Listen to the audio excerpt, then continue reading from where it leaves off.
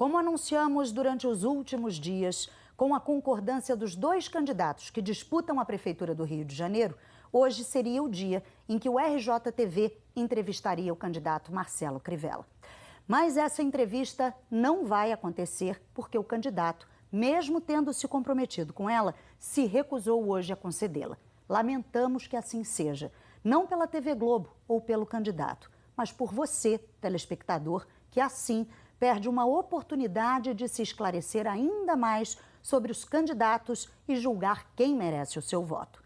Marcelo Crivella explicou suas razões numa nota enviada à emissora às 5 horas da tarde. Nela, o candidato Crivella diz que não pode comparecer à entrevista porque está em Brasília, mas pede respeitosamente que se acrescente que, mesmo se estivesse no Rio, não viria aos nossos estúdios. Alega estar indignado com o que chama de cobertura manipuladora e tendenciosa da TV Globo contra a candidatura dele. No e-mail enviado à emissora, o candidato se diz um homem de paz e que, como prefeito, se eleito, dialogará com todos por amor ao Rio. E finaliza pedindo que o ato de protesto dele e o apelo a favor da democracia e da liberdade de imprensa fiquem registrados. A TV Globo divulgou a seguinte nota, abre aspas, desde ontem, em inserções do horário eleitoral obrigatório, o candidato Marcelo Crivella tem atacado a TV Globo em termos nada respeitosos e ainda piores do que a nota agora enviada à emissora.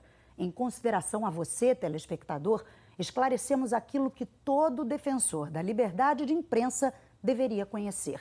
A missão de um veículo jornalístico é revelar fatos importantes, incômodos ou não, envolvendo as candidaturas. A TV Globo tem feito isso de forma isenta com os dois candidatos em disputa pela Prefeitura do Rio. Como atestam nossos princípios editoriais, a TV Globo é apartidária, absolutamente independente de grupos econômicos e de governos. Essa postura independente, de fato, irrita aqueles que preferem, em benefício próprio, que a imprensa se cale em prejuízo dos eleitores, que tudo devem conhecer para fazer seus julgamentos. A TV Globo sabe que, ao cumprir essa missão, pode ser vítima de ataques os mais violentos e injustos. Isso já aconteceu recentemente com Jandira Fegali, do PCdoB, com o ex-presidente Lula, do PT, com o deputado cassado Eduardo Cunha, do PMDB, e agora com o candidato Crivella, do PRB, de colorações ideológicas tão diferentes. Você, telespectador, é testemunha de nossa lisura. Nosso compromisso é com você, não com políticos e candidatos. Será sempre assim, mesmo que o preço a pagar sejam acusações sem sentido. Fecha aspas. Como sempre acontece em período eleitoral, quando algum candidato falta a entrevista com a qual se comprometeu, em respeito a você, telespectador, nós leremos agora as perguntas que faríamos ao candidato Marcelo Crivella. Para a democracia, é um dano que elas fiquem sem respostas. A revista Veja publicou a história nunca revelada da sua prisão. Depois dessa notícia, para os eleitores, o senhor declarou que nunca foi preso.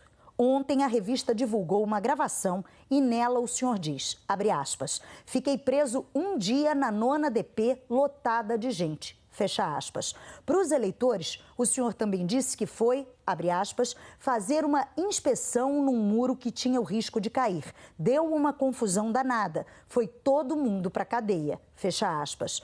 Para os jornalistas da Veja, versão diferente. O senhor disse que estava revoltado, levou caminhões, arrebentou a cerca e tirou as coisas da pessoa. O senhor não teme que o eleitor se sinta duplamente enganado? Primeiro, quando o senhor diz uma coisa para o eleitor que não corresponde ao que aconteceu. E depois, ao se dizer tolerante e amante da paz, quando na verdade o senhor admitiu para os jornalistas ter reagido, quebrando a cerca e jogando as coisas das pessoas no caminhão. Por que o senhor não recorreu à justiça em vez de fazer justiça com as próprias mãos? Uma pessoa que quer ser prefeito do Rio pode perder o controle assim, mesmo sob pressão? O senhor tem os negativos das fotos, mas a polícia não. Ou seja, as imagens da sua prisão desapareceram, não existem no sistema da polícia. Como é que o senhor conseguiu esses negativos? Em 1999, o senhor escreveu que a homossexualidade é um mal e que os homossexuais vivem numa condição lamentável. Escreveu também que a Igreja Católica e outras religiões pregam doutrinas demoníacas. Ao se explicar, o senhor disse que era jovem, mas tinha 42 anos. Disse que foi intolerante. Não é mais. Só que surgiu um novo vídeo, desta vez de 2012. Segundo o jornal O Estado de São Paulo, o senhor, durante uma pregação, disse que a homossexualidade pode ter origem no sofrimento do bebê ainda no útero da mãe. Candidato, o seu pedido de desculpas se sustenta de pé se a intolerância se repetiu em 2012, 4 anos atrás? Sobre o livro com os pensamentos do seu tio, Bispo Macedo, da Igreja Universal. O senhor foi o organizador e escolheu um pensamento que considera a Igreja Católica a maior praga do terceiro mundo e ainda chama de estúpidos aqueles que invocam deuses de pau, de pedra ou de metal. Por que ofender a Igreja Católica assim? O senhor tem dito que não se deve misturar religião com política. No entanto, o seu suplente no Senado é o bispo Eduardo Lopes, da Igreja Universal. No mandato anterior no Senado, o seu suplente também era bispo da Igreja Universal, o bispo Heraldo Macedo, irmão do bispo Edir Macedo, seus tios.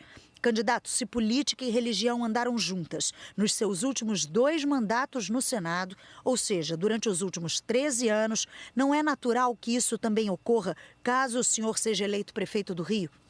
No Ministério da Pesca, o senhor nomeou o pastor Emanuel Robson de Oliveira Simões, superintendente federal da Pesca e Aquicultura do Ceará. Nomeou também o bispo Flávio Bezerra, secretário de Planejamento e Ordenamento da Pesca. E, quando o senhor saiu do ministério, quem assumiu foi o bispo Eduardo Lopes. Isso não é misturar política com religião? São seus aliados. Antony Garotinho, condenado por formação de quadrilha, responde a pelo menos 11 processos na justiça. Rodrigo Bethlen, denunciado por improbidade administrativa, enriquecimento ilícito e dano aos cofres públicos. Sempre que o senhor é confrontado com esses apoios, o senhor diz que só ficha limpa vai ocupar cargo no seu governo. Porque essa lógica nunca vale para os seus apoios. Para o eleitor do primeiro turno, o senhor disse que o PMDB do Rio era a classe política mais corrupta do Brasil. Uma vergonha, uma tragédia. Agora, para o eleitor do segundo turno, já não é mais bem assim. O senhor até se aliou aos vereadores mais votados do PMDB. Qual discurso está valendo, candidato? O do primeiro turno ou o do segundo turno? Programa de governo. Quando 100% dos ônibus vão ter ar-condicionado e quanto isso vai custar? Passagem de ônibus. O senhor vai reduzir, manter ou aumentar o preço? Quanto isso vai custar para os cofres da prefeitura? O senhor se compromete a criar na internet um portal de transparência com todas as informações sobre os contratos da prefeitura?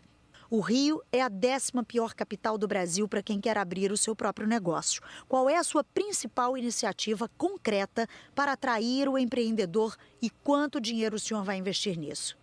Se o senhor for eleito, quem vai comandar a Secretaria de Saúde? E a Secretaria de Educação, Transporte, Secretário de Governo?